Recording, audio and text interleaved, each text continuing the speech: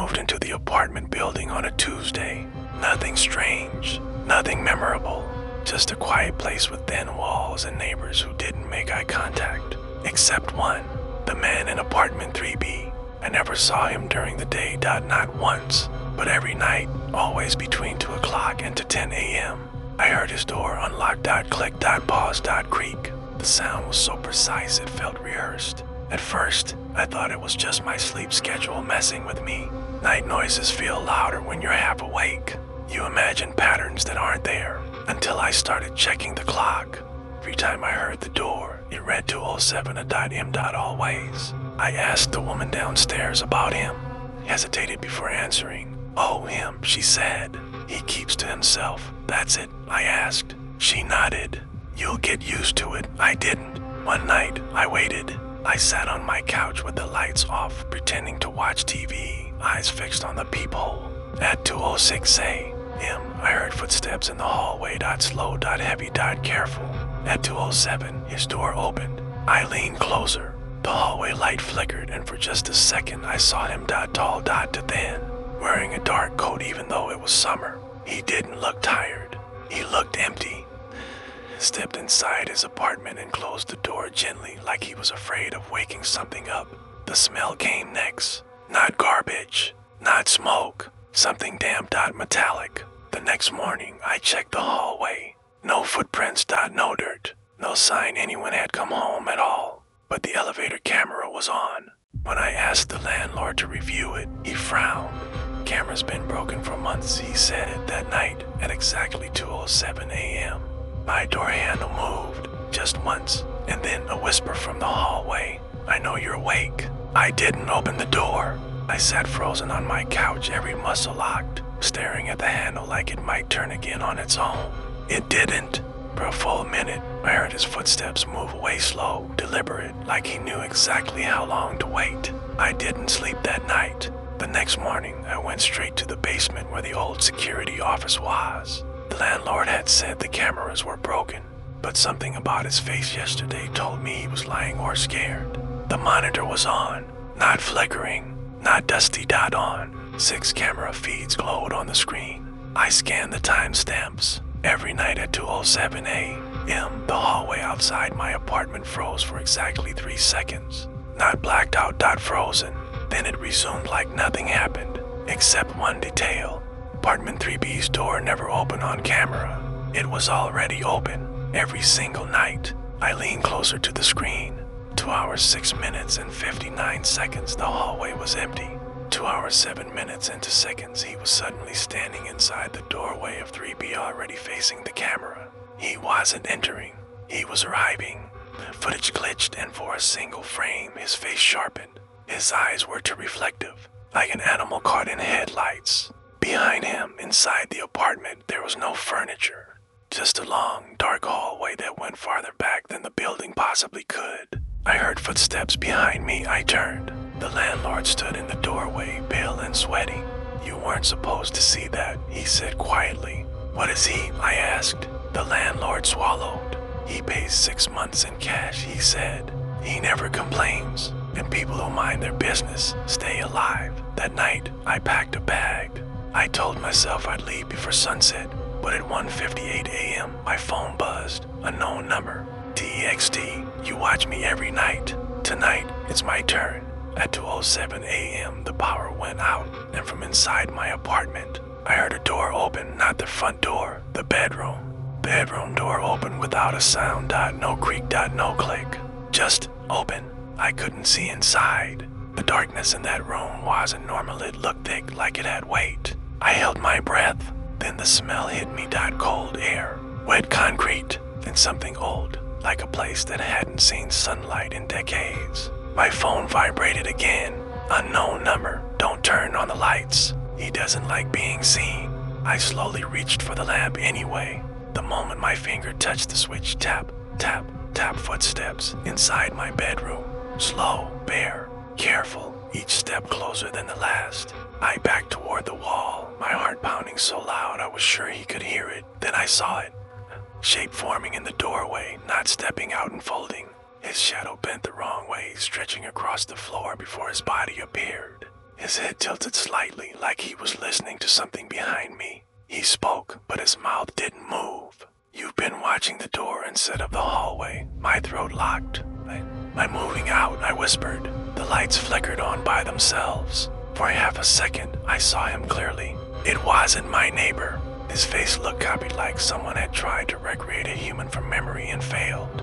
His eyes reflected the light sharply, like mirrors. His skin didn't have pores, just smooth, stretched surface. Behind him, the bedroom wasn't my bedroom anymore. The walls were longer, the ceiling higher, and at the far end another door, hundreds of locks on it, some broken, some bent outward.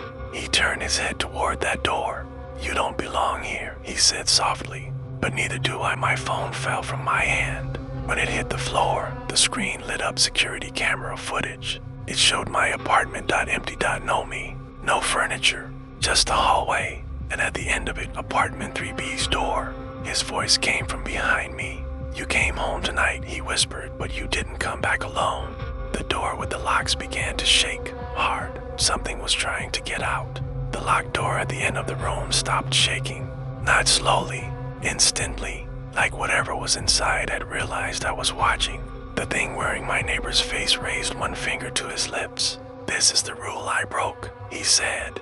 "I let it see you." The air grew heavier, pressing against my chest. Breathing felt like pulling oxygen through water. I looked at the locks. Some were melted, some scratched from the inside. A few were freshly broken. "You live here?" I asked, my voice shaking. He shook his head. "I hide here." The hallway on my phone screen started to change. The walls stretched, bending inward like ribs. Camera feed glitched and showed me standing in front of apartment 3B. But I wasn't knocking. I was smiling. "That's not me," I whispered. "That's what comes back," he said. "If you see it first." A lock snapped open behind him. Clack. Then another clack, clack. He stepped in front of me, blocking the door. "Listen carefully," he said. "There are rules in this building. You already broke one by watching me." My ears rang as something scraped against the other side of the door. Long, slow, like nails learning the shape of the lock. "Rule 1, he said, never turning around, never open your bedroom door after midnight." I checked my phone, 12:07 a.m. "Rule 2, he continued. If you hear footsteps inside your apartment, don't answer them." The handle behind him twisted, just a little. "Rule 3, he whispered. Never let it hear your real voice." My phone vibrated again, a known number. "It's pretending to protect you. That's how it learns." The neighbor stiffened. "That message," he said slowly, "didn't come from me." The door bulged outward. Something pressed its face against the wood from the inside, stretching it thin. I could see the shape of eyes, a nose, and mouth forcing a smile. It copied my face perfectly. "Mistakes happen," the thing behind the door said, using my voice. The neighbor turned to me, panic flashing across his borrowed face. "If it gets out," he said, "you'll be the one who lives here next." The last lock snapped. The door began to open. The door didn't swing open. It inhaled, but bent inward like lungs filling with air, and a smell poured out: coal dust, old fabric, and something metallic. The neighbor grabbed my wrist so hard it hurt. "Don't breathe it in," he whispered. Too late. The air tasted familiar, like my apartment, like my bed, like home. The thing behind the door laughed softly, not loud, not cruel, comforting. "Why are you scared?" it asked in my mother's voice. "I just want to come back." The neighbor flinched. "It's learned you," he said. "That's bad." The door opened an inch, and I appeared in the gap. Not a human eye. Too many reflections. Like it was made of glass, showing dozens of rooms at once: bedrooms, hallways, stairwells. All identical. All wrong. My phone buzzed again. Unknown number. "It says your name when it's ready." The neighbor slowly let go of my wrist. "That message," he said quietly, "is from someone who didn't listen." The eye blinked. Then the thing spoke. "Evan." My blood turned cold. I never told him my name. The neighbor stepped backward. "It only says your name once," he whispered. "To that, it replaces you." The hallway lights flickered, then went out. Total darkness. Something wet touched my shoe. I froze. "Don't move," the neighbor breathed. "It can't see if you don't move." My phone screen lit up by itself. The camera switched on. I watched the screen as another version of me stood behind us, head tilted, smiling too wide. Tag, it whispered. The neighbor shoved me hard. Run, lock your door. Nitrogen monoxide, matter who knocks. I stumbled back, heart exploding in my chest, sprinting down the hall toward my apartment. Behind me, I heard the neighbor scream, then silence. I slammed my door shut, locked it, and pressed my back against it, gasping for a long time. Nothing happened. Then, softly, a knock, 3 slow taps from inside my apartment. I didn't move. The knock came again. 3 taps, slow, patient. Not on the door, on the bedroom wall behind me. My breathing sounded too loud in my ears. I covered my mouth, remembering the rule. Never let it hear your real voice. My phone vibrated in my hand. Unknown number. It doesn't knock to come in. It knocks to see if you answer. The wall creaked. Something pressed against it from the other side, stretching the paint until it cracked like dry skin. A shadow moved beneath the surface, tracing the outline of a face. Evan, it whispered. Not loud, not threatening, like someone calling you home for dinner. I slid down slowly, sitting on the floor, keeping my breath shallow. The bedroom light flickered, then turned on by itself. In the mirror across the room, I wasn't alone.